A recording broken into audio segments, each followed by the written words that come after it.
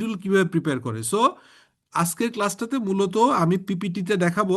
হ্যাঁ, পিপিটি দেখবেন আপনার রিকগনিশন মেজারমেন্ট হচ্ছে recognition measurement presentation and disclosure. একই সঙ্গে সঙ্গে এক্সেলে আমরা অ্যাকাউন্টিংটা দেখব, এবং স্কোয়ার ফার্মার তিনটা ব্যালেন্স শিটের প্রেজেন্টেশনের আপনার ব্যালেন্স শিটের ফেইসে স্টেটমেন্ট অফ ফাইন্যান্সিয়াল পজিশনের ফেইসে যেভাবে আসে প্ল্যান প্রপার্টি ইকুইপমেন্ট, সেটা নোটে কিভাবে এখানে কিভাবে এলাবোরেট থাকে, এবং এই নোটটার সাথে কিভাবে এই আপনার হচ্ছে প্ল্যান প্রপার্টি ইকুইপমেন্টের যে শিডিউল, যেটাকে আমরা অ্যাসেট শিডিউল বলি, শিডিউল 1, সেটা দেখাবো। সো হোপফুলি আপনারা আজকের ক্লাসের স্টাইলটা বুঝতে পেরেছেন। এখন আমরা যদি বলি যে how to recognise measure and present, হ্যাঁ, পিপিই, মূলত পিপিই বলতে আগে আমরা একটা টার্ম বুঝতাম, এটাকে আমরা বলতাম ফিক্সড অ্যাসেট। এটা আপনারা সবাই শুনেছেন, ফিক্সড অ্যাসেট বলতাম আমরা। তো এই ফিক্সড অ্যাসেট নামটা আসলে আপনার পরিবর্তন হয়ে গেছে, এটা এখন আর নাই। এটাকে আমরা ফিক্সড অ্যাসেট এখন আর বলছি না, এখন বলছি প্ল্যান প্রপার্টি অ্যান্ড ইকুইপমেন্ট। তো এই প্ল্যান প্রপার্টি ইকুইপমেন্টটার আপনার সাথে কয়টা আইএসআইএফআরএস আছে, কেউ বলতে পারবেন যে কয়টা আইএসআইএফআরএস আছে? এটা এখন নাই, এটা বন্ধ হয়ে গেছে। এখন এটাকে বলা হচ্ছে এই নামটা প্ল্যান প্রপার্টি ইকুইপমেন্ট, এই নামে এখন বলা হচ্ছে যে প্ল্যান প্রপার্টি অ্যান্ড ইকুইপমেন্ট, এই নামটা এখন আমরা জানি। এখন আমাকে বলেন যে এই রিলেটেড কি কি আইএসআইএফআরএস আছে বলেন তো। এই যে এই প্ল্যান প্রপার্টি ইকুইপমেন্টের সাথে কোন আইএসআইএফআরএস গুলো আপনার কাছে মনে হয় রিলেভেন্ট এবং কাছাকাছি? Have you any idea? Sir, মনে হয় তিনটা, যদি সোফার আই ক্যান রিমেম্বার। জি বলেন। স্যার, এই ইটসেলফ IS-16 এইটা তো আছেই। হ্যাঁ, হ্যাঁ, হ্যাঁ, জি। আরেকটা আমি পড়তে গিয়ে দেখছিলাম স্যার, এটার সাথে বড়োইং কস্ট সম্ভবত 23। আচ্ছা, 23 আছে মিল, ইউ আর রাইট। তারপরে ওইটা ওইটা মিল আছে কেন সেটা আমি বলছি। সেটা হচ্ছে এক গেল, সেকেন্ড হচ্ছে IS-38 মিল আছে। হ্যাঁ, যেটা আইএস, ইনট্যাঞ্জিবল অ্যাসেট স্যার। হ্যাঁ, হ্যাঁ, জি, জি। আইএস মানে এটার সাথে ওভারল্যাপিংটা একবারে ক্লিয়ার করবো, তাতে করে আপনারা নলেজটা খুব সলিড হয়। 36, 38, এবং হচ্ছে আপনার আইএস, আইএস হচ্ছে 40। তো এই জিনিসগুলো আপনারা, এই যে এইটা IS-23 যেটা আপনি বললেন, তারপরে IS-36 হচ্ছে ইম্পেয়ারমেন্ট, IS-38 এবং হচ্ছে IS-40। তো এই জিনিসগুলো আমরা একবারে দেখবো, এটার কারণটাও আছে, এটা দেখার একটা কারণ আছে। কারণটা এইটাই যে আমরা বোঝার চেষ্টা করব যে কেন এটা ইম্পর্টেন্ট, হ্যাঁ, কেন এটা আলাদাভাবে ইম্পর্টেন্ট এবং কি রিলেশনশিপ আছে।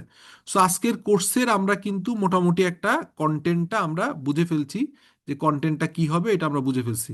সো কন্টেন্ট যদি বুঝি, তাহলে আমাদেরকে যেটা করতে হবে সেটা হচ্ছে যে আমাদের এই একটা একটা করে জিনিসটা দ্রুত আগাইতে হবে, কারণ শীতের দিন আপনারা নিশ্চয়ই লম্বা সময় আমরা ক্লাসটা করব না। ফার্স্ট অফ অল যদি দেখি যে রিকগনিশন, তা রিকগনিশন, এই রিকগনিশন কথাটার মানে এই কনসেপচুয়াল ফ্রেমওয়ার্কে একটা সংজ্ঞা দেয়া আছে যে রিকগনিশন বলতে কি বোঝাচ্ছে। রিকগনিশন মানে, ধরেন আমি একটা উদাহরণ বলি, লেটসে আপনার একদম এক্সাম্পল আকার ধরেন যে আহ, আমি হচ্ছে আমি হচ্ছে লেটস সে বিসলিউশন পিএলসি, আমি হচ্ছে বিসলিউশন পিএলসি নামে একটা কোম্পানি।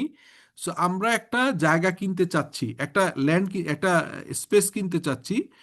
সেটা হচ্ছে লেটস সে আপনার হচ্ছে প্যাসিফিক অ্যাপার্টমেন্ট নামে একটা কোম্পানিতে আমি এটা দিয়ে কিনলাম। প্যাসিফিক প্যাসিফিক অ্যাপার্টমেন্টস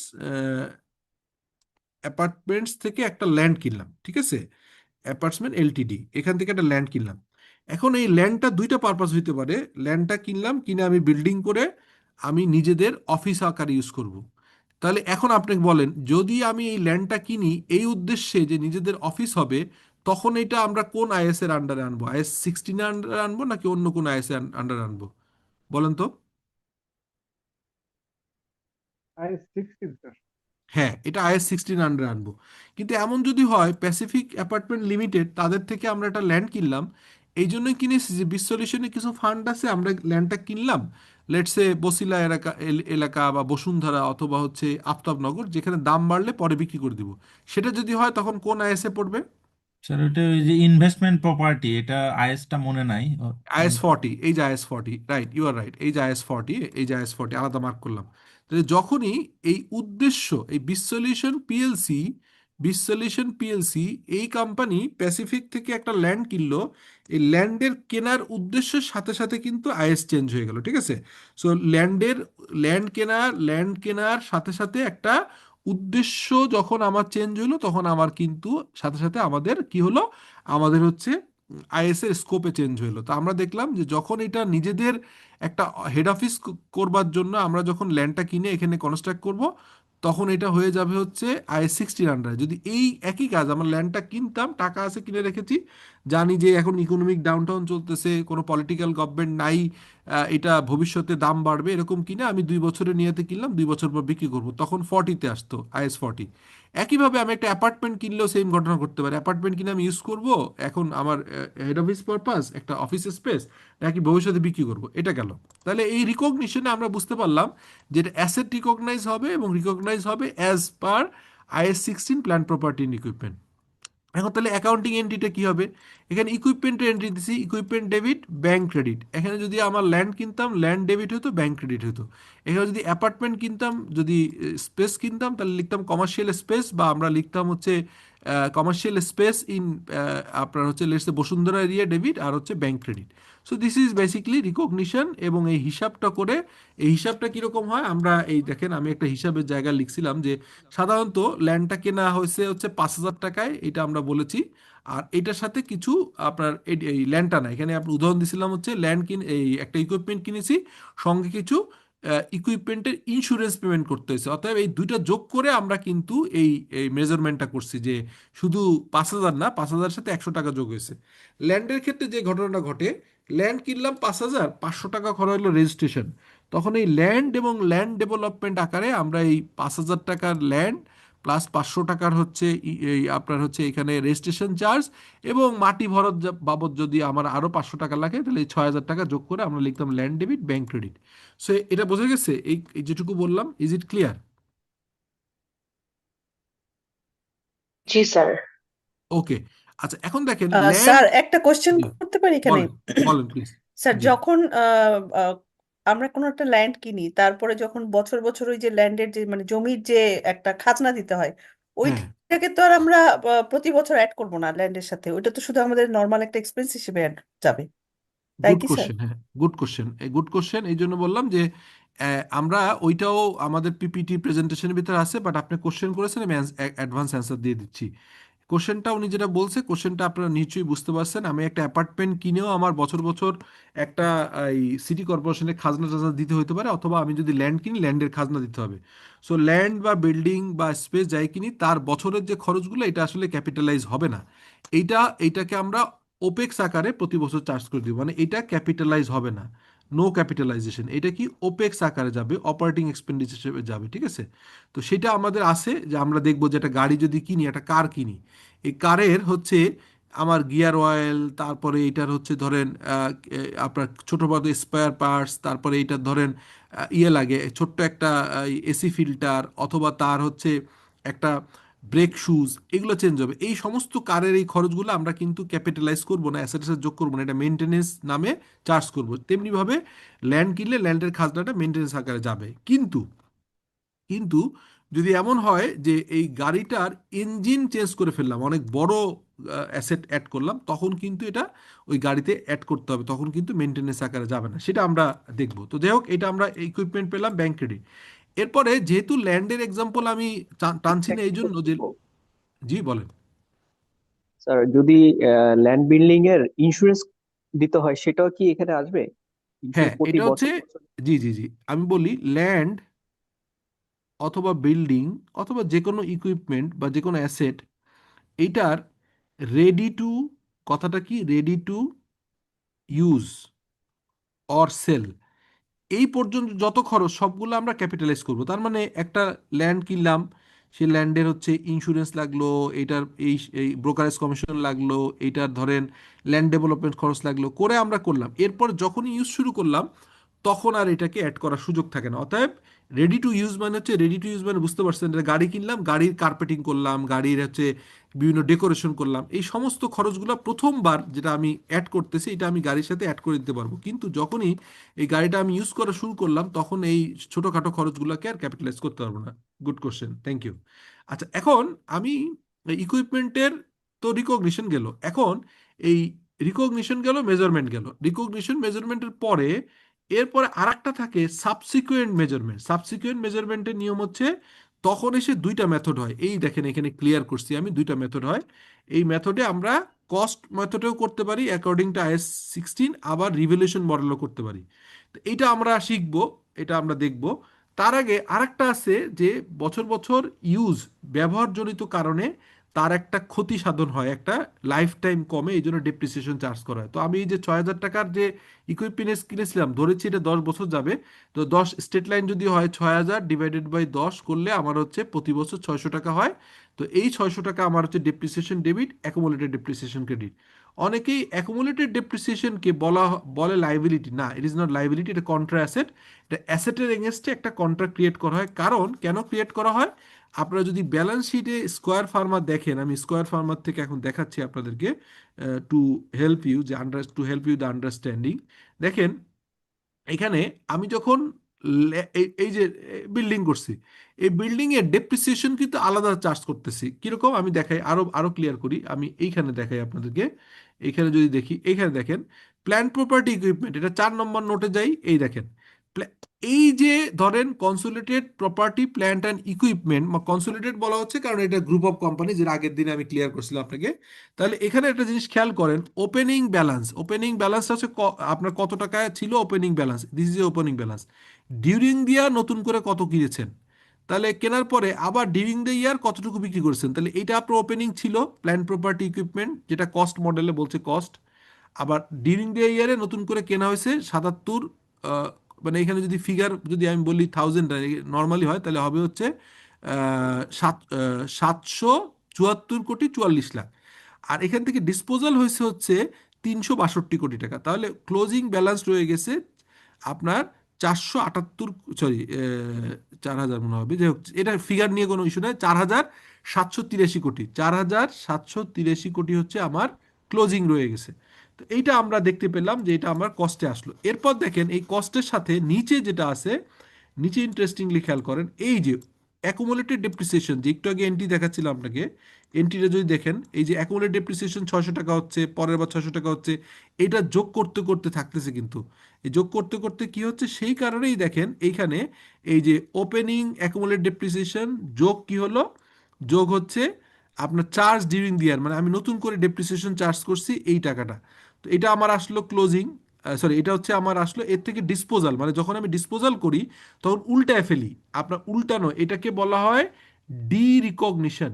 হ্যাঁ, ডি রিকগনিশন করা হয়। এটাকে আমরা এটাকে আরেকটা কাজ করি, এটাকে বলি হচ্ছে আপনার সেল অথবা ডিসপোজাল বলি, ডিসপোজাল অফ অ্যাসেট। এই ডিসপোজাল অফ অ্যাসেট করলে কি হয়, একটু মিউট করেন কাইন্ডলি, কিছু বলবেন? আচ্ছা, তো এখন ডিসপোজাল করব আমরা। তো ডিসপোজাল করতে গেলে আমাদের যেটা করতে হবে সেটা হচ্ছে আপনার তখন রিভার্সাল হয়ে যায়। ডিসপোজালে কি হয় সেটা দেখেন, আমি এক্সেলে আনার চেষ্টা করছি। এবার এখান থেকে দেখেন, এই যে ইকুইপমেন্ট কিনলাম 6,000 টাকা, প্রথম বছর ডেপ্রিসিয়েশন হলো, কিনেছিলাম July 1, 2023, 6,000 টাকা। June 30, 2024-এ 600 টাকা ডেপ্রিসিয়েশন চার্জ করছি। তো করার পরে আপনার হচ্ছে জুন 30, 25-এ আবার 600 টাকা। তাহলে আমার টোটাল এই পর্যন্ত আমার ইকুইপমেন্টের দাম কত, এই যে 6,000 টাকা, খেয়াল করেন এই যে 6,000 টাকা। আর এখানে এই 6,000 টাকা যে আছে, সঙ্গে আবার কি আছে দেখেন, এখানে এই 6,000 টাকা হচ্ছে অ্যাসেট, আর অ্যাকুমুলেটেড ডেপ্রিসিয়েশন এই 600 টাকা যোগ হয়েছে, এই 600 টাকা যোগ হয়েছে, এই 6 মিলে 1,200 টাকা। এই 1,200 টাকা আমি এখানে বাদ দিচ্ছি, 1,200 টাকা। তাহলে অ্যাকুমুলেটেড ডেপ্রিসিয়েশন দিয়ে আমার বুক ভ্যালু আছে কত, 4,800, 4,800। ঠিক আছে, এখন এই 4,800 টাকার অ্যাসেটটা আমি এবার ডিসপোজাল বোঝানোর জন্য বলতেছি আপনাদেরকে, ইজি করবার জন্য। এই 4,800 টাকার অ্যাসেটটা কি হইতে পারে দেখেন, আমরা যদি এইভাবে দেখি, 4,800 টাকার আমার বুক ভ্যালু আছে। এই অ্যাসেটটা আমি যদি আপনার বিক্রি করি, বিক্রি করি যদি 6,000 টাকায় নতুন করে, বা আমি বিক্রি করব হচ্ছে লেটসে 4,500, তাহলে 4,500 হলে কি হয় আর 6,000 হলে কি হয় দেখেন। যদি 4,500 টাকা আমি বিক্রি করি, খুব খেয়াল করেন, আমার বুক ভ্যালু 4,800, কত বুক ভ্যালু হচ্ছে, সরি এক সেকেন্ড, এই যে আমি কি করলাম, আমি আপনার বুক ভ্যালু হচ্ছে 4,800, এটা যদি 4,500 বিক্রি করি তাহলে কি হবে, আপনার সেলসের ভ্যালু, সেলস আসলো কত, 4,500, আর বুক ভ্যালু যেটা বাদ দিবেন এটা হচ্ছে 4,800, তাহলে আমি বুঝবো যে 300 টাকা আমার লস আছে। এটা লস, এই যে লস, হ্যাঁ 300 টাকা দিলে লস হইতে পারে। আবার এই 4,800 টাকার জিনিস যদি 6,000 টাকা বিক্রি করি, তাহলে 6,000 মাইনাস হচ্ছে 4,800, এই 1,200 টাকা গেইন আসবে। তো এই অ্যাসেট বিক্রি করার কিন্তু গেইন অন লস আসে, এটা হচ্ছে রিকগনাইজ, মানে যখন বিক্রি হলো তখন এটাকে চলে আসে। কিন্তু এইটা তো আমার গেল ডিসপোজাল, এই যেটা বললাম একটু আগে, এই ঘটনাটা সবসময় ঘটে না। অ্যাসেট ফুললি ইউজ করার পরে আপনার টার্মিনাল ইয়ারে যে এটা ডিসপোজাল করা হয়, কিন্তু ইন বিটুইন বিক্রি করলে এই ঘটনা ঘটে। এইটুকু কিন্তু বোঝা গেছে? এই যে আমি যে একটু আগে উদাহরণটা বললাম, বোঝা গেছে ভাই? জি স্যার। जी सर। জি স্যার। ওকে, আচ্ছা এবার আপনি আসেন যে এই যে বললাম যে 36টা কি, আইএস 36, আইএস হচ্ছে 24 বলছি, আচ্ছা 23 একটু বলি, সেটা বলে নিই। ধরেন আপনি একটা অ্যাসেট তৈরি করছেন, তৈরি করা স্টেজে ইয়ার 1 থাকতে পারে, ইয়ার 2 থাকতে পারে, ইয়ার 3 থাকতে পারে, ঠিক আছে? এখন এই 3 বছরে, প্রথম বছরে কিছু ইন্টারেস্ট হলো লেটস সে 100 টাকা, দ্বিতীয় বছর হলো 150 টাকা, তৃতীয় বছর হলো 300 টাকা।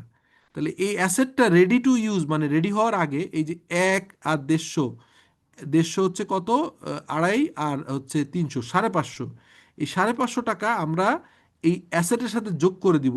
এইটাকে বলা হয় ক্যাপিটালাইজেশন অফ ফাইন্যান্সিয়াল চার্জ। এইটা কিভাবে করতে হবে, এটা IS-23-তে বলা আছে বরোয়িং চার্জ। অর্থাৎ আপনি যদি কোনো অ্যাসেট তৈরি করবার সময় লোন করেন, সেই লোন করে চার্জ করাটাকে, অ্যাড করাটাকে বলে বরোয়িং চার্জ, IS-23। এখন IS-36-এ কি বলছে? IS-36 হচ্ছে বেসিকলি ইম্পায়ারমেন্ট মানে কি? ধরেন একটু আগে আমি অ্যাসেটটা কিনেছি 6,000, প্রথম বছর গেছে 600 টাকা ডেপ্রিসিয়েশন, পরের বছর 600 টাকা। এখন আমি বিক্রি করলে না ডিসপোজাল হবে, এইটা বলছিলাম ডিসপোজাল। এই এন্ট্রিটা কি বলছিলাম? এই এন্ট্রিটা বলছিলাম if in case of disposal, এটা হচ্ছে ইফ ইফ সেল, হ্যাঁ, অর হচ্ছে ডিসপোজাল যদি হয় তাহলে হবে। কিন্তু এই সেল ডিসপোজাবল না হওয়ার পরেও অ্যাসেট থাকার অবস্থায় আমি এটার দাম কমছে কিনা এইটা টেস্ট করার একটা নাম আছে, এটা হচ্ছে ইম্পেয়ারমেন্ট ইন্ডিকেশন। অর্থাৎ যদি আপনি যে প্রপার্টি ইকুইপমেন্টটা কিনছেন, লেটস এটা একটা ল্যাপটপ কিনছেন, এখন দেখলেন যে ডেল ডেল যে ল্যাপটপটা আপনি কিনেছেন ডেল থেকে, এই ল্যাপটপটার মডেলটা ফ্রিকোয়েন্টলি চেঞ্জ হয় এবং আগের ল্যাপটপটা গরম হয়, এটা ভালো চলে না, এটা সমস্যা হচ্ছে, তা আপনি লাইফ টাইম ধরছিলেন 10 ইয়ার্স, 10 ইয়ার্স নাও চলতে পারে। এই কারণে এই যে একটা প্রবলেম ক্রিয়েট হইতে পারে, এরকম ইম্পেয়ারমেন্ট ইন্ডিকেশন থাকলে আমাকে দেখতে হয় যে আমি 6,000 টাকায় অ্যাসেটটা কিনেছি, 2 বছরে 1,200 টাকা চার্জ করে, বুক ভ্যালু আছে 4,800 টাকা, কিন্তু মার্কেটে এটা 4,800 টাকায় বিক্রি হবে না, এখন বিক্রি করতে চাইলে এটা 3,000 টাকা বিক্রি করতে হবে। এই যে 4,800 টাকার জিনিস 3,000 টাকায় বিক্রি করা লাগতেও পারে, এই ইন্ডিকেশন যখন আমাকে ইম্পেয়ারমেন্ট আসবে তখন আমাকে ইম্পেয়ারমেন্ট টেস্ট করতে হবে। এই ধারণা যখন করলাম যে 4,800 টাকার থেকে 3,000 টাকা আসতে পারে, এই 3,000 টাকা নাকি ভিন্ন, এটা টেস্ট করবার জন্য IS-36-এ একটা ইম্পেয়ারমেন্ট টেস্ট আছে, সেই ইম্পেয়ারমেন্ট টেস্টটা আমরা IS-36-এ শিখবো। কিন্তু আপাতত বলি যে একটা অ্যাসেটের যখন মার্কেটের, যে কোনো অ্যাসেটের মার্কেটের ভ্যালু কমতে পারে, এই ভ্যালু কমাকে বলা হয় ইম্পেয়ারমেন্ট। এই ইম্পেয়ার হওয়ার চান্স থাকলে সেটাকে আমরা ইম্পেয়ারমেন্ট টেস্ট করি। এই ইম্পেয়ারমেন্ট টেস্ট কখন করি? যখন ইম্পেয়ারমেন্ট ইন্ডিকেশন থাকে।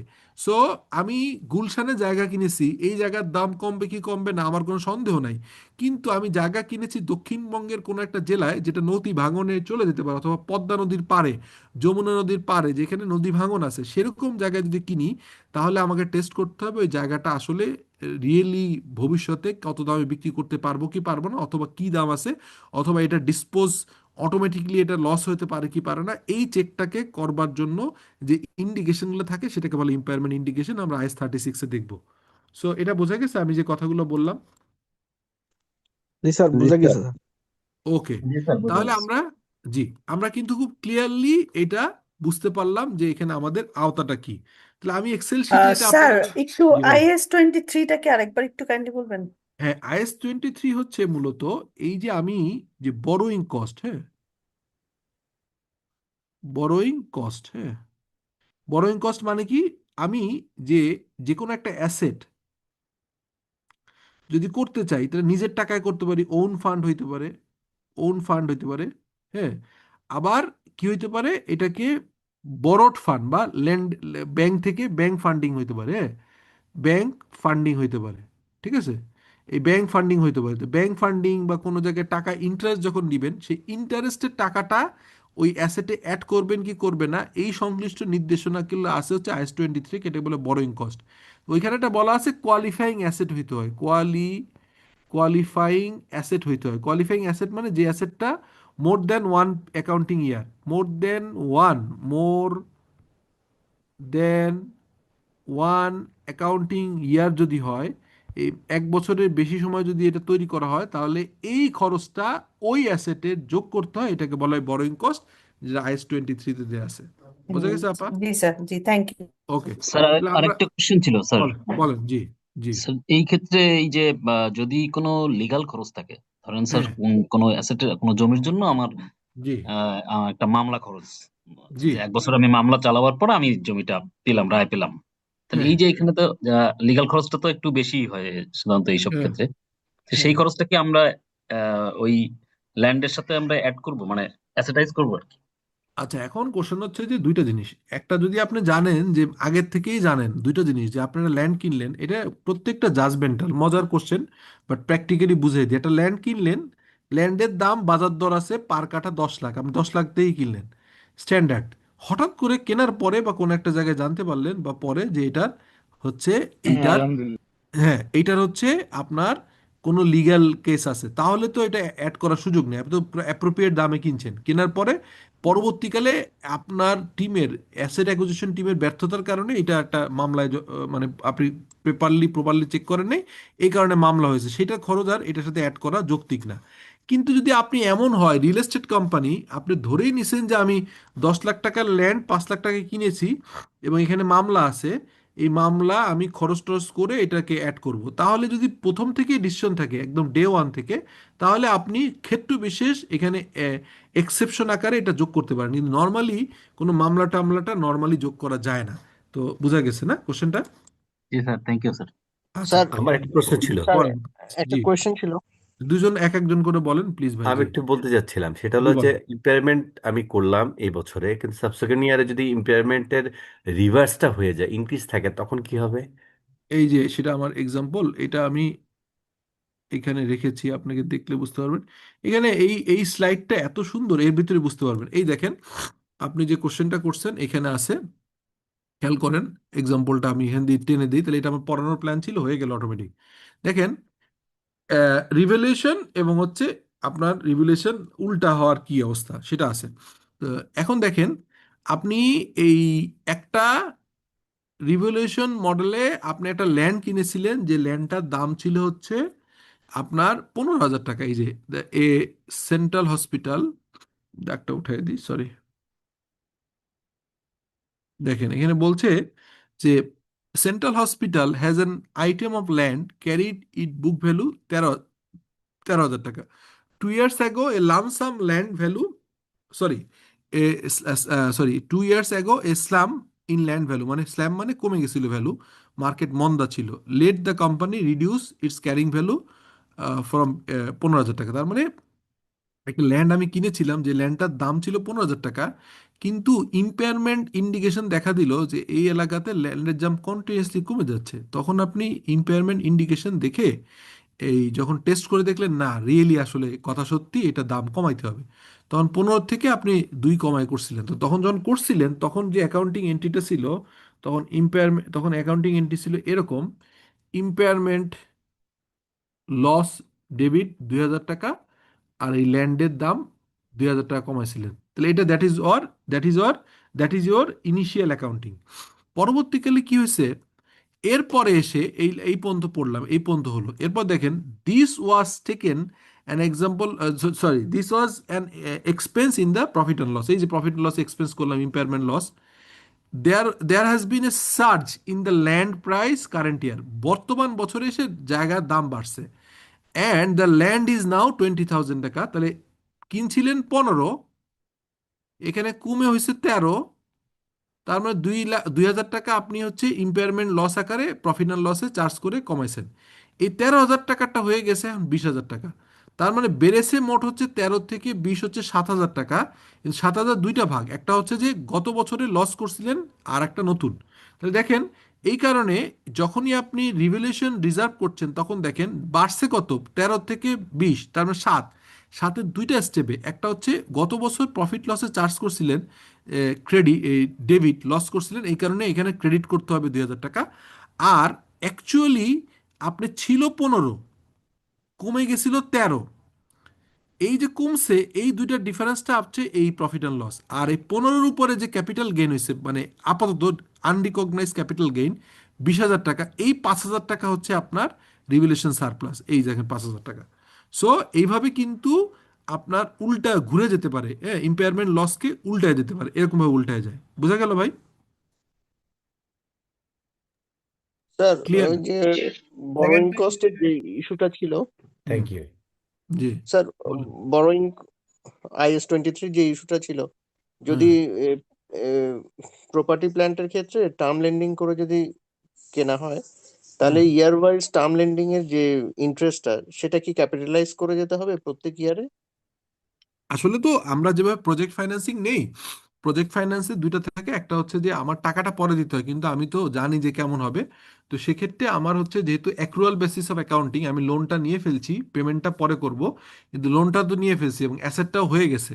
তো এই টার্ম লোন যদি এমন হয়, অ্যাসেট তৈরি করতে লাগতেছে 3 বছর, তো 3 বছর পর, আর লোনের টেনিওর গেছে লেটসে 5 বছর, তাহলে এই 2 বছরের টাকাটা তো আমাকে এখানে অ্যাড করতে হবে। এই কারণে আমি তাহলে যেটা করব, এই লোনের যে অ্যামোর্টাইজ শিডিউল সেটা দেখে দেখে first year, second year, third year, fourth year, fifth year, 1 থেকে 3 তো অ্যাকচুয়াল দেখে আমি যোগ করে দিব, যেহেতু 3 বছর পরে ক্যাপিটালাইজ হবে। আর 4 এবং 5 নম্বরের যে অ্যাক্রুয়াল বেসিস অফ অ্যাকাউন্টিংয়ে যেটুকু লোন অ্যাক্রু করবে আপনার, সেটাকে আপনি প্রেজেন্ট ভ্যালু করে আপনি হচ্ছে ল্যান্ডের ভিতরে যোগ দিবেন। ঠিক আছে? দ্যাট ইজ ইয়োর হচ্ছে ঠিক আছে, এটা হচ্ছে নিয়ম। ওকে, এনি আদার কোশ্চেন? তাহলে স্যার এটা ইনকাম স্টেটমেন্টে হিট করবে না আর কি? না, এটা তো ইনকাম হিট করবে না। কবে থেকে করবে? যখন আপনি অ্যাসেটটা ইউজ শুরু করলেন, এরপরে এটা হবে। অ্যাসেটটা ইউজ করার আগে পর্যন্ত যত হিসাব সব এনে আপনি একবারে বসাই দিলেন, আপনি জানেন যে এই অ্যাসেটের জন্য পার্টিকুলারলি খরচটা হয়েছে, সেটাকে আপনি একসাথে এনে ক্যাপিটালাইজ করলেন। তারপরে আপনি অ্যাসেট ক্যাপিটালাইজ করে অ্যাসেট ইউজ শুরু করলেন, এরপরে যদি হয় তখন এটাকে ইনকাম স্টেটমেন্ট হিট করবে। ঠিক আছে? সো এটা আমরা দেখতে পারলাম। ডেপ্রিসিয়েশনটা অলরেডি আমি আলাপ করেছি, এটা নিয়ে বড় কিছু নাই। আর হচ্ছে রিভ্যালুয়েশনের ক্ষেত্রে এখানে একটা জিনিস আপনাদেরকে বলা দরকার, এই এই স্লাইডটা একটা বোঝার বিষয় আছে, সেটা হচ্ছে আহ, এটা হচ্ছে যে, আচ্ছা, আজকে আমি যেভাবে পড়াচ্ছি, এক এক দিন এক এক স্টাইলে পড়াই, তো আজকের পড়ানোটা আমার কাছে খুব ভালো লাগছে। বাট তারপরে হয়তো দু একটা ক্রিটিক্যাল কোশ্চেন বা টাফ কোশ্চেন মিসও হইতে পারে, সেই কারণে আমি আরো 2টা ভিডিও প্রিভিয়াস সেশনগুলোতে, যেখানে সবচেয়ে ভালো, যেমন সিএ দের যে নিয়ে, সিএসসিপিডি অথবা আইসিএমএস সিপিডি, যেখানে প্রফেশনালরা ছিল, অনেক বেশি ডিসকাশন হয়েছে, এরকম 1-2টা ভিডিও আপনাদের দিব, তাহলে ওইখান থেকেও কিন্তু প্র্যাকটিক্যালি আরো কোশ্চেন এবং তার অ্যান্সার আছে। তো আজকের এটা আপনারা দেখেন, আমি আরো 2টা ভিডিও আপনাদেরকে গ্রুপে দিব, যেমন গত ইয়েতে দেখছেন যে কনসেপচুয়াল ফ্রেমওয়ার্কে ভিডিও দিছিলাম, তারপরে ভিডিওগুলো আমি দিয়ে দিই। ঠিক আছে? আচ্ছা, এবার আসেন আপনার হচ্ছে রিভ্যালুয়েশন মডেল। এই রিভ্যালুয়েশন মডেলটার নিয়ম হচ্ছে যে, আপনার তো বুক ভ্যালু আপনি কিভাবে করেন, যে একটা অ্যাসেট কিনেন, লেটসে ইকুইপমেন্টটা আমরা দেখছিলাম যে ইকুইপমেন্ট 6,000 টাকা কিনেছি, কিনে আমি দেখলাম যে প্রথম বছর শেষে অ্যাকুমুলেটেড ডেপ্রিসিয়েশন ছিল 600, তাহলে আমি পেলাম কত, 5,400। পরের বছরে আবারও সেই ইকুইপমেন্ট 6,000 টাকাই, বাদ দিব হচ্ছে অ্যাকুমুলেটেড ডেপ্রিসিয়েশন 1,200। ঠিক আছে, 1,200, তাহলে আমি তখন পেলাম 4,800 কে। এখন এইটা আমার ক্যারিং ভ্যালু দ্বিতীয় বছর শেষে, আর প্রথম বছর শেষে এইটা, তাহলে এই ক্যারিং ভ্যালু থেকে যদি ভ্যালু অ্যাপ্রিসিয়েট করে, এইটা হচ্ছে বলে হচ্ছে রিভ্যালুয়েশন গেইন। আর যদি এটা কমে যায় তাহলে এসে রিভ্যালুয়েশন লস হয়। তো এন্ড গেইন কিরকম হয়, যদি এই অ্যাসেটটার 5,400 টাকার জিনিস যদি increase increase as revaluation, result of revaluation, তাহলে হবে এই ক্রেডিট টু, তাহলে কি হবে, আমি এখানে দেখছিলাম যে আমার বুক ভ্যালু আছে হচ্ছে 5,600, আর অ্যাসেট ভ্যালু 6,000, তাহলে আমি যদি এই 6,000-এর জায়গায় বুক ভ্যালু আছে কত, 5,400, যদি এখানে 6,000-এর জায়গায়, এই 5,400 জায়গায় আরো 400 টাকা বেড়ে 5,800 হয়, তাহলে আমি অ্যাকাউন্টিংটা কিরকম করব? আমরা তখন করব কি, অ্যাসেটের ভ্যালু আপনার বাড়াইতে গেলে এই যে অ্যাকুমুলেটেড ডেপ্রিসিয়েশন আমি চার্জ করছিলাম মোট হচ্ছে 600, এই 600 জায়গায় 400 আমি ঘুরায় ফেলবো, 400 ডেবিট করব। তাহলে 400 ডেবিট করলে কি হবে? আলটিমেটলি এই 600 বাদ না দিয়ে দিতে হবে 200, তাহলে ভ্যালু থাকবে কত? এখানে হচ্ছে 5,800। আচ্ছা, তাহলে এই যে 5,800 হলো আর যে 400 টাকা বাড়লো, এইটাকে আমরা রিভ্যালুয়েশন রিজার্ভ নামে একটা অ্যাকাউন্টিংয়ে থাকবে, হচ্ছে ব্যালেন্স শিটের আপনার এই আইটেম আকারে আপনার হচ্ছে রিভ্যালুয়েশন রিজার্ভ। তো এটাকে বলে রিভ্যালুয়েশন রিজার্ভ। আর অনেক সময় একটু আগে আরেকজন বললেন যে অনেক সময় উল্টা হয়, যে আমি আগের সময় ইম্পেয়ারমেন্ট চার্জ করছি সেটাকে রিভার্সেল হয়। রিভার্সেলের এক্সাম্পল তো আগেরটাই দেয়া আছে। সো আপনার আর ডিক্রিজ হইলে সরাসরি হচ্ছে ভ্যালু কমাই দিতে হয়। ইনক্রিজ করলে দেখতে হবে যে এইটা কি রিয়েলি ভ্যালু বাড়ছে নাকি অতীতের কোনো, যেমন আপনি এখানে এই এক্সাম্পলটা আপনার, এই এক্সাম্পলটা আর একটা এক্সাম্পল হতে পারে। আমি এক্সাম্পলটা দিয়ে বুঝাই দিলে আমার মনে হয় কথাটা বলতে আপনাদের বুঝতে সুবিধা হবে। আহ, আমি লাস্ট এখানে একটা জিনিস দেখাই আপনাদেরকে,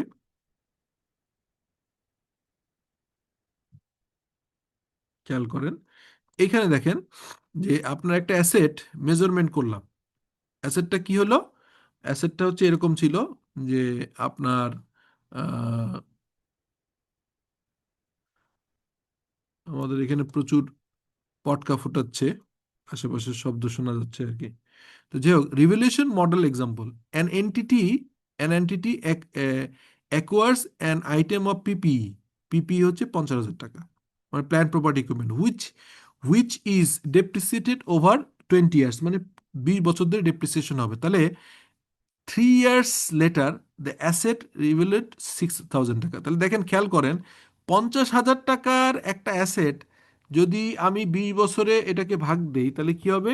50,000 টাকা আমার যদি হয় অ্যাসেটের ভ্যালু 50,000 টাকা, 50K ডিভাইডেড বাই 20, তাহলে প্রতি বছর হয় হচ্ছে 2.5K, 2.5K। তাহলে 3 বছরে যে ডেপ্রিসিয়েশন হয় ইন্টু 3, তাহলে 7.5K। তাহলে এখন আমার অ্যাসেটের দাম ছিল কত? অ্যাসেটের দাম ছিল হচ্ছে 50,000। সেখান থেকে লেস লেস অ্যাকুমুলেটেড ডেপ্রিসিয়েশন হচ্ছে কত? 7,500। 7,500। তাহলে আমার থাকলো 42,500 হচ্ছে book value. This is our book value বা ক্যারিং ভ্যালু এটা। এখন এই 42,000 থেকে বেড়ে হইলো হচ্ছে 60,000। তাহলে কি হবে? এই যে দেখেন, সেটা কি হবে? এই এন্ট্রিটা নিচে দেওয়া আছে, আমি এটা মুছে দিই, তাহলে বুঝতে সুবিধা হবে। এই যে আপনার 42,000, 42,000, 42,500 থেকে বেড়ে যে 60,000 হলো, এই 60,000 হওয়ার কারণে আমি এখানে দেখতে পারলাম টোটাল ক্যাপিটাল গেইন হয়েছে কত? রিভ্যালুয়েশন গেইন হয়েছে 17,500। কিন্তু কিন্তু অ্যাকুমুলেটেড ডেপ্রিসিয়েশন আমি চার্জ করছি 50,000 ডিভাইডেড বাই 20 ইন্টু 3, মানে 7,500। এই অ্যাকুমুলেটেড ডেপ্রিসিয়েশনটাকে রিভার্স করলাম আগে, তাহলে বাদ বাকিটা হবে ক্যাপিটাল গেইন। তার মানে আগে আমি যতটুকু ডেপ্রিসিয়েশন করছি এটা পুরাটা আগে কাভার করব। অর্থাৎ যদি এই 60,000 না হয়ে যদি যদি হতো, এটা হচ্ছে লেটসে, এটা যদি 60,000 না হয়, এটা যদি হইতো লেটসে 49,000, তাহলে কি হইতো? দেখেন তো, 49,000 কি হইতো? যে আমার বুক ভ্যালু কত? 42,500। 42, সরি সরি, একটু আমি ঠিক করি। আমি কি বললাম কথাটা? যে আমি ডেপ্রিসিয়েশন চার্জ করার পর 42,500 টাকা আমার হচ্ছে book value. This is my book value. তো বুক ভ্যালু হয়েছে কত? 9,000, 4,900। তাহলে 4,900 ডিভাইডেড বাই 4200, 4,900 না, 49,000। তাহলে 42,500 যদি হয়, তাহলে আমার বাড়ে কত? 6,500। ঠিক আছে? তো 6,500 যদি বাড়ে, তাহলে অ্যাকাউন্টিং এন্ট্রি এরকম হতো না। তখন কি হতো বলেন তো? দেখি কেউ একজন বলেন তো, যে 6,500 বাড়লে এখানে অ্যাকাউন্টিং এন্ট্রিটা কি করতাম? এই জায়গাটা একটু আমাকে হেল্প করেন কেউ একজন। এখানে তো 17,000 বাড়ানো এরকম একটা অ্যাকাউন্টিং এন্ট্রি দিলাম, 6,500 বাড়লে কি অ্যাকাউন্টিং এন্ট্রি হইতো বলেন? তখন অ্যাকুমুলেটেড ডেপ্রিসিয়েশন 6,500 6,500 আর ডেবিট হতো। Revaluation reserve tent amount credit হবে। তাহলে আপনি, ইউ আর রাইট, অ্যাবসলিউটলি, তখন আমার এটা হইতো অ্যাকুমুলেটেড অ্যাকুমুলেটেড ডেপ্রিসিয়েশন অ্যামাউন্ট হইতো 6,500, আর ক্রেডিট হইতো রিভ্যালুয়েশন রিজার্ভ হচ্ছে 6,500। তার মানে আমি এই 7,500 টাকা পর্যন্ত আমি এইটাকে উল্টাবো, রিভার্স করব। তারপরে যদি বাড়ে, তখন হচ্ছে আপনার তখন আমি এটা অ্যাসেট বানাবো। আচ্ছা, এবার আপনি আরেকটা এক্সাম্পল দিয়ে আপনারা বলবেন, এটা একটা আপনাদের টেস্টটা হচ্ছে এইখানে আপনার 60,000 টাকা হয়েছে না, এখানে 60,000 না হয়ে এটাকে আমি কেটে বললাম যে এটা 55,000 হলে কি হইতো, এটা 55,000 হলে কি হবে, অ্যাকাউন্টিং এন্ট্রি বলেন প্লিজ। স্যার সেক্ষেত্রে আমার অ্যাসেটের ভ্যালুতে আমি 5,000 টাকা বাড়াইতে পারতাম, আর তার মানে অ্যাকুমুলেটেড ডিপ্রিসিয়েশন যেটা এই সাত হাজার এন্ট্রিটা হইতো পাঁচশো আছে সেটা 7,500 থাকতো। রাইট, তাহলে আমি এখানে অ্যাসেটের ভ্যালু বাড়াইতাম 5,000 আর অ্যাকুমুলেটেড 750 থাকতো, এখানে হয়তো হচ্ছে কত, এখানে হয়তো টোটাল আপনার তাই, আহ, 12,500 12,500। স্যার, 12,500। 12,500 ফাইন। তাহলে তো আপনারা মোটামুটি মানে অ্যাসেটের জিনিসটা পুরোটাই বুঝে ফেলছেন। সো এই কমপ্লেক্সগুলো আসলে আমাদের ভিতরে থাকে। আর একটা পোর্শন থাকে, অনেক সময় আমরা একটা ল্যান্ড বা বিল্ডিং কিনে নিজেরা ইউজ না করে আমরা এটা ক্যাপিটাল গেইনের জন্য ওয়েট করি, সেটা চলে যায় IS 40। IS 40 নিয়ম হচ্ছে যদি কোনো অ্যাসেট আমি রেখে দিই হেল্ড ফর মানে ক্যাপিটাল গেইন অর হচ্ছে রেন্টাল, বা ভবিষ্যতে এটা বিক্রি করবো, রেন্ট নিলাম এবং ভবিষ্যতে বিক্রি করে ফেলবো, আপাতত রেন্ট নিচ্ছি ভবিষ্যতে বিক্রি করবে, এরকম যদি নিয়ত থাকে তাহলে সেটা হয়ে যায় IS 40 আন্ডারে। So this is the depreciation আমরা দেখেছি। আচ্ছা, এখন ডিরিকগনিশনও বুঝলাম, এটাও বলে ফেলছি যে ডিরিকগনিশন কিরকম হয় এটা আমি বলছি। এরপর আসেন ডিসক্লোজারের ক্ষেত্রে কিছু জিনিস আমাদেরকে করতে হয়, সেটা হচ্ছে কি, ডিসক্লোজারের ক্ষেত্রে এটা ম্যান্ডেটরি, অনেকে এটা খেয়াল করে না নোটে কি কি রাখতে হয়। ডিসক্লোজারের ক্ষেত্রে খেয়াল করেন, basis of measure of the carrying amount, আমি কি বেসিসে করছি, এটা কি কস্ট মডেল নাকি এই revaluation model. Depreciation method, useful life of the depreciation rate, কত রেটে করতেছেন, gross carrying amount and accumulated depreciation, impairment loss. তারপরে কি কি থাকে, recognition of the carrying amount of the beginning of the end, addition, disposal, acquisition of business combination, revelation, impairment loss, reversal of impairment loss, depreciation, foreign exchange ডিফারেন্সের যদি কোনো amount থাকে, এবং removal. সেটা আমি আরো ক্লিয়ার করে আপনাদেরকে বুঝাই, এটা না বুঝে আরো সুন্দর করে একটা বুঝাই দিই, আপনারা দেখে খুব ভালো লাগবে যে এটা আসলে কিভাবে আমরা করি। সরি, এটা আমি অ্যাসেটের ওই যে স্কোয়ার ফার্মার যে অ্যাসেটের শিডিউল, ওইখান থেকে যদি দেখাই আমি, হোপফুলি এটা আপনাদের আরো বেশি কাজে দিবে, কারণ আমি তো এটা হাইপোথেটিক্যাল না দেখায় রিয়েল অ্যাসেটটা দেখাই। রিয়েল অ্যাসেট শিডিউল কিরকম হয়, এই দেখেন একটা অ্যাসেট শিডিউল, এই অ্যাসেট শিডিউলে দেখা যায় ভাই এখন আসছে, জি জি স্যার, স্যার। দেখা যাচ্ছে। দেখেন এখানে কি কি অ্যাসেট তার আছে। স্কোয়ার যেহেতু বড় একটা কোম্পানি ফার্মাসিউটিক্যাল, তাদের ল্যান্ড আছে, তো ল্যান্ডে সাধারণত এডিশন হয়, ডিসপোজাল অথবা ট্রান্সফার হয়, কিন্তু এই যে ডেপ্রিসিয়েশন হয় না, এই জন্য এটা বন্ধ। বিল্ডিং এর কি হয়, বিল্ডিং প্লাস হচ্ছে এডিশন কত হয়েছে, ডিসপোজাল কত হয়েছে, এটা পেলাম, তাহলে আমি 30 জুনের পেলাম, 30 জুনের ব্যালেন্সটা পেলাম, ঠিক আছে। এটা 30 জুনটাকেই পরের বছর আবার কম্পেয়ার হচ্ছে, 30 জুন 2023-এ কত ছিল আর 1 জুলাই 2022-এ কত ছিল, এটা আমরা পেলাম। এর সঙ্গে দেখেন ডেপ্রিসিয়েশন কতটুকু চার্জ হয়েছে, আর ডিসপোজাল হইলে রিভার্সাল হয়, এটা হয়েছে কতটুকু ডেপ্রিসিয়েশন, এবং রেট অফ ডেপ্রিসিয়েশন আছে। তার মানে এখানে boundary wall, plant property equipment, laboratory equipment, furniture, office equipment, computer, motor vehicle lease নেওয়া, হ্যাঁ, তারপর হচ্ছে equipment, sorry, electromechanical equipment, electrical equipment, gas pipeline, এই হচ্ছে মোটামুটি আমাদের অ্যাসেট। আর নিচে দেখবেন এটা ভাগ করছে, ফ্যাক্টরিতে একটা হেড দেখাইছে আর হেড অফিসে একটা দেখাইছে, এটা অনেকে করে অনেকে করে না, বাট এই হচ্ছে মোটামুটি presentation of the asset schedule. বোঝা গেছে, এটা দেখা গেছে। জি স্যার। আচ্ছা, এখন আমরা মোটামুটি আমাদের কন্টেন্টের শেষে আসছি, আপনাদেরকে হয়তো 2 ঘন্টা 2টা ভিডিও দিব। আপনার লাস্ট ক্লাস তো আমরা নিলাম শনিবার, এটা একটু কুইকলি আজকে বুধবার হয়ে গেল, মানে পর পর একটু বেশি কম গ্যাপ হলো। নেক্সট 1 সপ্তাহ গ্যাপে যেহেতু ক্লাসটা হবে, আমি এই 16, 36, 40 এটা রিলেটেড মিলায় ভিডিও আছে, এটা আপনাদের দিব, আপনারা একটু মনোযোগ দিয়ে দেখবেন। আর এই ক্লাসের ভিডিও তো কালকে পেয়ে যাবেন, এই যেগুলো দেখালাম, স্কোয়ার ফার্মার এটা পাবেন, আমি দিয়েছি বা নাহলে দিয়ে দিচ্ছি, এবং এক্সেলের এই ক্যালকুলেশন শিটটা এবং পিপিটিটা, এই সবগুলো আপনাদেরকে দিয়ে দিব। এখন আপনি বলেন যে কোনো কোশ্চেন আছে আমার কিনা। একটা প্রশ্ন ছিল। জি স্যার বলেন। আমারও একটা প্রশ্ন ছিল। আচ্ছা, 2টা কোশ্চেন পেয়ে গেলাম, আমি 2জনের কোশ্চেন নিয়ে আজকে শেষ করবো, বলো। আচ্ছা, আমি একটা অ্যাসেট স্যার কপি। আমার একটা জানার ছিল স্যার, একটা জিনিস আচ্ছা, স্যার। ওই দুটো একটু শুনি ভাই, একটু আপনার থার্ড, তাহলে 3টা নিলাম, শেষে বলেন, হ্যাঁ জি বলেন। আমি কি বলবো? বলেন প্লিজ। আমি একটা অ্যাসেট পারচেজ করছি, হুম ইম্পোর্ট করেছি হুম 1 জুন। হুম তখন এক্সচেঞ্জ রেট ছিল একটা, হুম কিন্তু আমি যখন অ্যাসেটকে যখন আহ, এটা ব্যাংক ফাইন্যান্সে হয়েছে, কিন্তু এই হুম ফাইন্যান্সটা হইতে হইতে 30শে জুন হয়ে গেছে। হুম তখন এক্সচেঞ্জ রেটটা চেঞ্জ হয়ে গেল। ফর এক্সাম্পল, এটা 1লা জুন ছিল 122 টাকা, কিন্তু 30শে জুনে আমি যখন আমাকে ব্যাংক সেটেলমেন্ট করলো তখনই সেটা চলে আসছে 125 টাকা। হুম এখন IAS 21 অনুযায়ী এখন আমি অ্যাসেটকে রেকগনিশনকে 122 করবো না 125 করবো?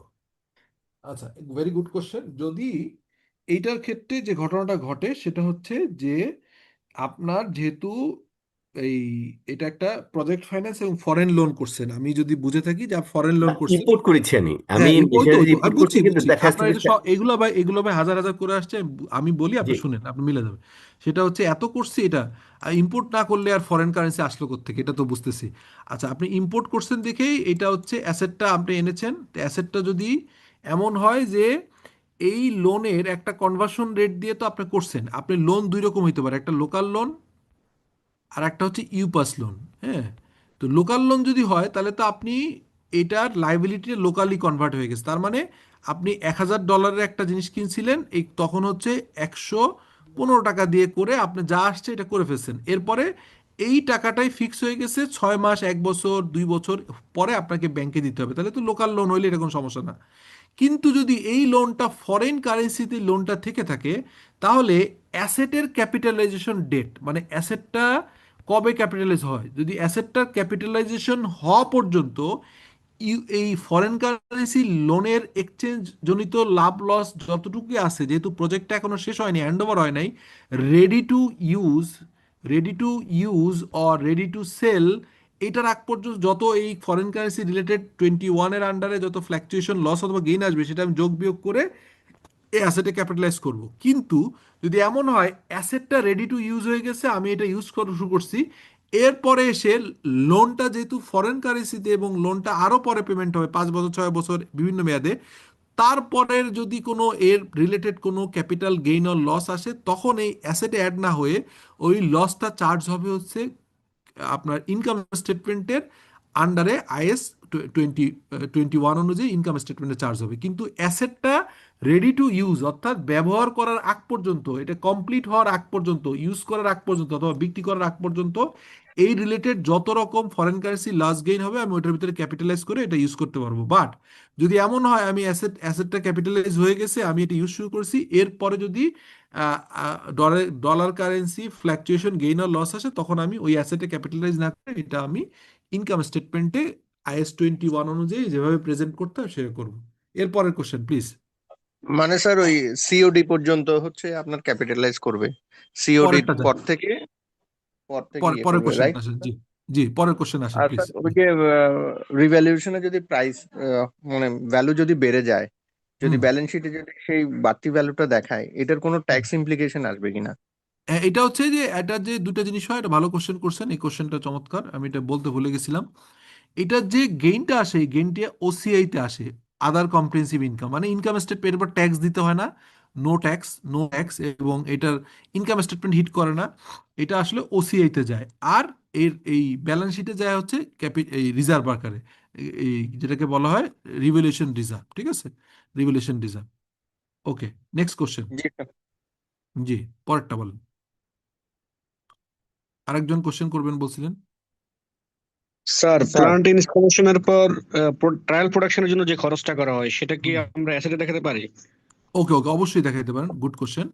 এটা আমি সামাও, ধরেন আমি একটা মেশিন কিনলাম, হ্যাঁ, মেশিন কিনে আমি নুডলস ফ্যাক্টরি, আমি মামা নুডলস মানে কল্লোলের গ্রুপ ফাইন্যান্স ডিরেক্টর CFO ছিলাম। তো নুডলস ফ্যাক্টরি করার জন্য আমি এটা ফ্যাক্টরি সেট আপ করছি। তো এই আমাদের জয়েন্ট ভেঞ্চারটা ছিল থাইল্যান্ডের সাথে, ওরাই প্রোডাকশন কয়েকবার চালায় চালায় দেখতে চায়, কয়েকবার চালায় চালায় দেখতে চায়।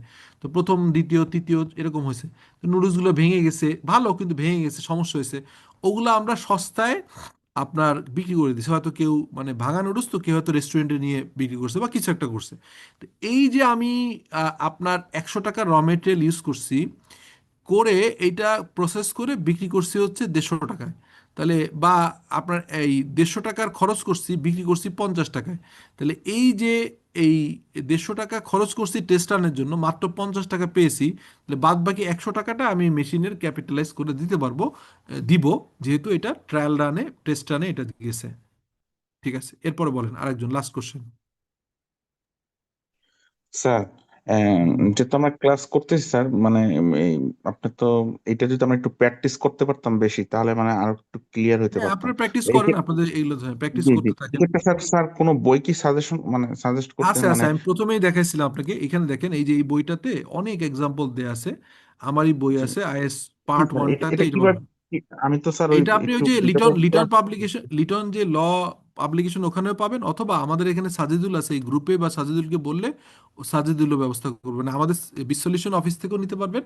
আর লিটনের সব জায়গায় হচ্ছে শোরুম আছে, নীলক্ষেতে আছে, তারপরে হচ্ছে এই ইয়েতে আছে আপনার ওই এনবিআর এর পাশে আছে, অনেক জায়গা আছে লিটন পাবলিকেশন।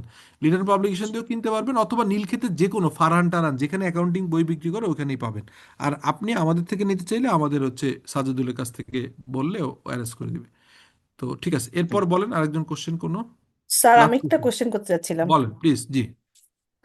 স্যার একটা যেমন বিচ সলিউশনকে ধরি, বিচ সলিউশন যদি একটা ল্যান্ড কিনে ওখানে একটা বিল্ডিং করে এবং তাদের হুম ইউজের জন্য, যেমন একটা 6 তলা, হুম সে ফর এক্সাম্পল 6 তলা একটা বিল্ডিং করলো এবং একটা হুম ফ্লোর ব্রিজ সলিউশন নিজের অফিসের জন্য রেখে বাকি 5টা ফ্লোর তারা রেন্টে দিয়ে দিল, হুম।